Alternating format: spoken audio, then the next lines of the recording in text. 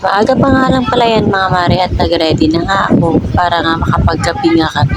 At nakaligo na nga rin ako dyan mga mare dahil sobrang init nga talaga kagabi. Nakaligo ako ng maaga mga mare dahil sobrang alinsangan pa nga rin hanggang ngayon. At iba naman talaga na ang amoy ko dahil amoy pawis naman talaga. Magkakape na nga kami dyan dahil nga maaga nga kami pupunta nga dun sa school para nga bumoto. Pagtanghali pa nga kami mga mare dahil sobrang init nga talaga, baka mag-collapse pa nga ako doon.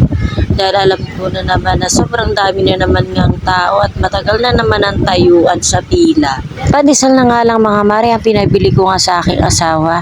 At syempre mga mare, tatlo nga yung tinitimpla kong kape. Tinimplahan ko na nga rin si tatay kasi sabay-sabay nga kaming tatlo na pupunta nga ng school. At tulog pa nga dyan mga mare ang aking mga anak at gigising nga namin yan bago nga kami umalis. Nakabukas na rin kasi ang tindahan mga mare at wala nga magbabantay. Ang inaasahan ko nga lang talaga magbabantay dyan mga mare ay ang anak mo nga si Justin. So fast forward na nga mga mare, eto na nga at magbabiyahe na nga kami at kulong-kulong na nga lang ang aming ginamit. Hindi na nga kami sumakay sa palibreng sakay papuntang school.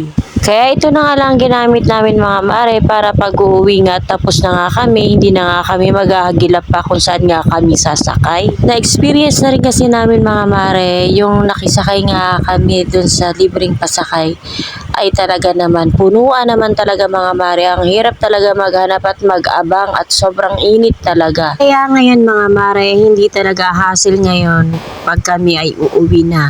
Dahil meron naman kaming masasakyan at hindi na nga kami mahihirapan pa. At ayan na nga mga mare, nandyan na nga ako sa pila at pinababa nga kami dahil ang haba na nga ng pila papunta nga sa hagdan.